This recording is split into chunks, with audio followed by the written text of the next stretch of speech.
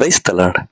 ஆண்டவரும் உலக இரட்சகருமாகிய இயேசு கிறிஸ்துவின் நாமத்தினாலே யாவருக்கும் எனது அன்பின் வாழ்த்துக்களை தெரிவிக்கிறேன். நீங்க ரொம்ப நல்லா இருப்பீங்க. இணைந்து ஒரு நம்பிக்கையின் வார்த்தையை வாசிக்கலாமா?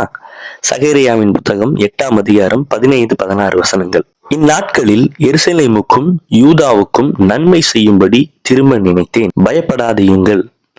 நீங்கள் செய்ய வேண்டிய காரியங்கள் என்னவென்றால், அவனவன் பிறனோடே உண்மையை பேசுங்கள். உங்கள் வாசல்களின் சத்தியத்திற்கும் சமாதானத்திற்கும் ஏற்க ஞாதியாயிருங்கள்.